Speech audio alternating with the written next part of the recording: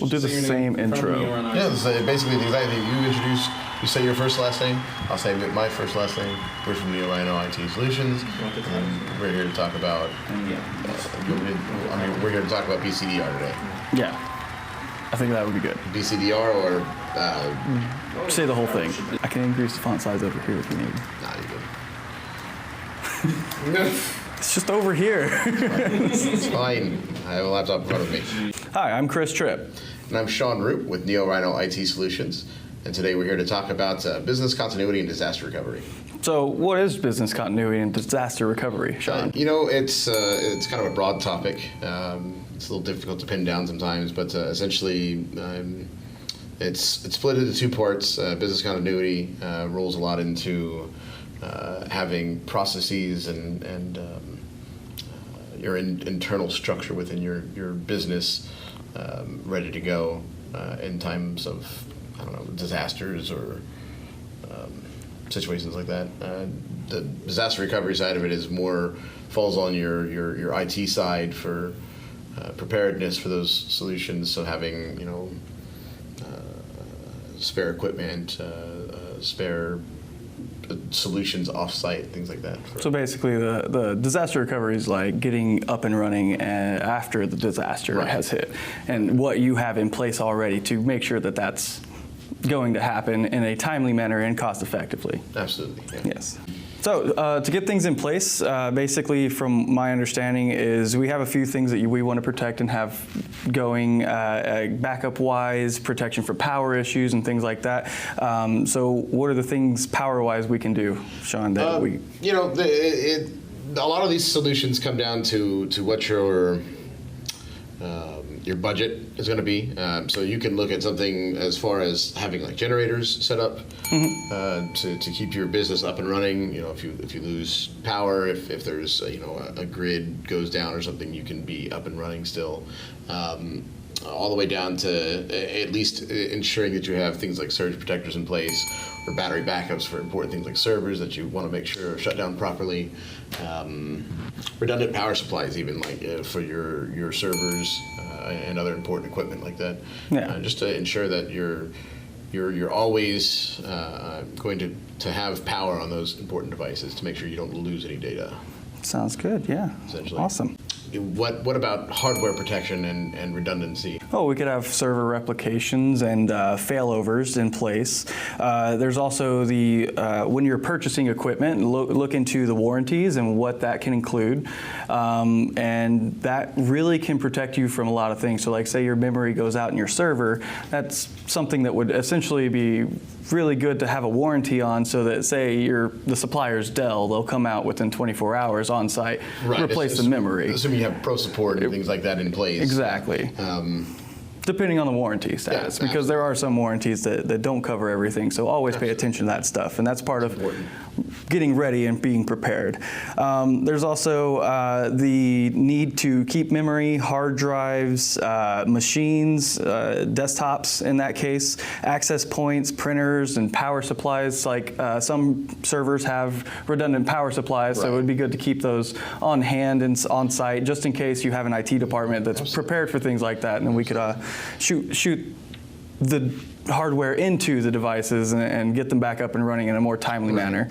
And having those spare devices ready to go, in time of need like that, it can seem like a large investment, but depending on how much money you would lose by being down, you've got to kind of weigh those options. Yeah. And really make that an important, your eventual return on investment for those devices would be. Yeah.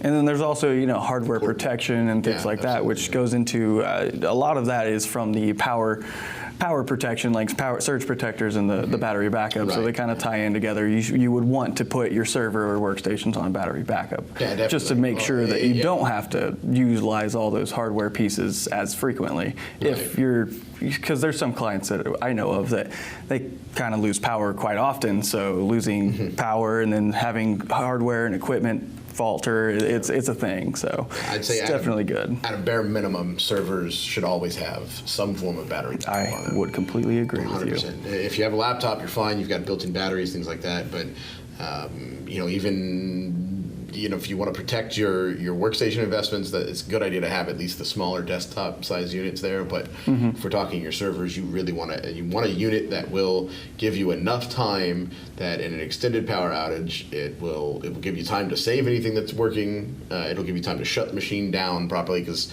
servers don't go down quickly. They take time to shut down. They take time to stop all your processes. And there's always an update. Exactly. There's always an update or something that will get in the way of a clean shutdown. So I always expect my servers to take 15, 20 minutes to shut down as a standard. So I like to make sure that at least 30 minutes or more coverage on a battery backup, depending on budget and things like that. But you definitely don't want to lose any of that data on your server because of a power outage. Yeah, for sure. Yeah. And then also a way to make sure that all that hardware stays, or I guess for the hard drive's sake, we can always have backups and things like that. Right. Yeah. Spare drives in place to when a drive goes and your data set, you can swap it out and be ready and set it up. So what would you suggest? A hot, warm, or cold spare? Yeah, it kind of depends on what your necessity is for that equipment to be back up and running. We have a lot of clients that will just have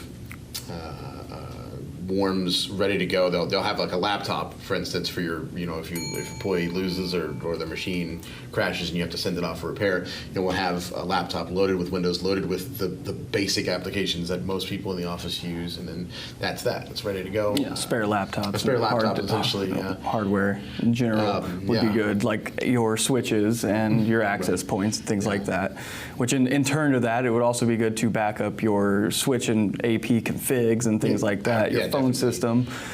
There's nothing like losing a piece of equipment and then not knowing what the configs are on it. And then you've got to go through and you've got to hire a professional to come in if you don't already have one in house to come in and figure that stuff out and rebuild it from scratch. And maybe it'll work, maybe it won't work. Whereas if you back up all your configs for all your devices, you put that spare device in place, you put that config on that spare device, boom, you're back. Yeah, it'd be like making sure that your work is saved. Say like a accountant has an Excel sheet that they've worked on for the entire day and then they close out and they didn't save. Right, exactly. Oops. Yeah. Now you have all that work to redo.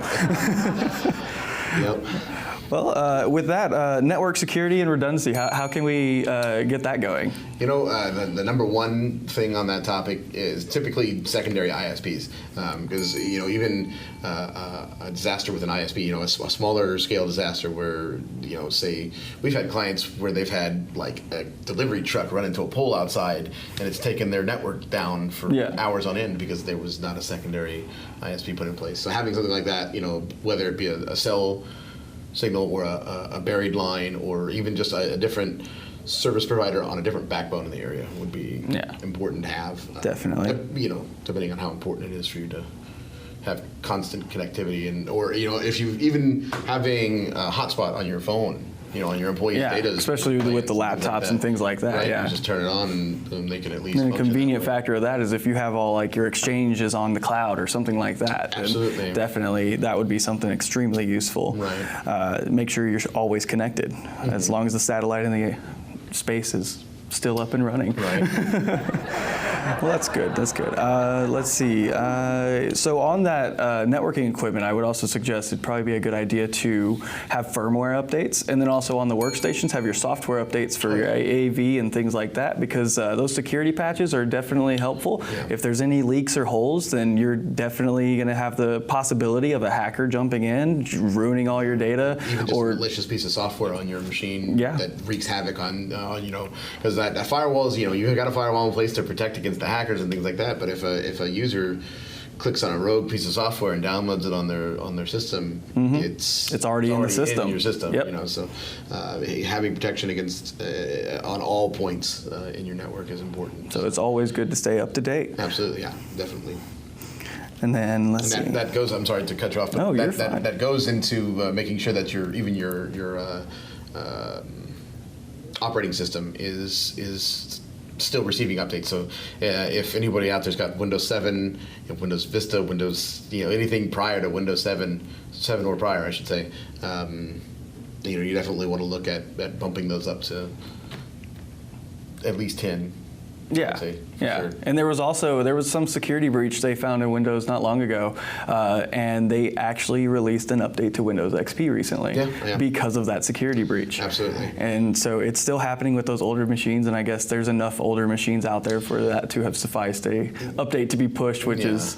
There's, unfortunately there are still software companies out there that require, XP or this very specific operating system to function, and a lot of times either those companies don't have enough clients that they want to pursue moving to a larger, or newer, or they have, the X-ray machines over there. It's a lot of those will still be on XP, and they're just now able to get the funding to purchase the new X-ray machine that works with Windows 10 because they didn't want to update the software or firmware to be able to be compatible. So we always run into those situations.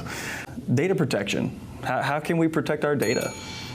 So the first thing to think about when you're talking about data protection is how wide is your data set, right? So is the most important thing in your business an Excel spreadsheet sitting on your server that you run your entire business off this Excel spreadsheet, or is it wide? Do you have files on every computer in your network that has something of value? Yeah, that they're pulling down from the network. Exactly. And they would need to essentially at that point back up the workstations on a specific level. Everything in the network essentially at that point would need to be backed up, and how would you implement that and things like that are things you need to think of for your disaster recovery and your at least finding plan. Those users that do have those files. So like I know in some of the older companies I've worked for, a lot of the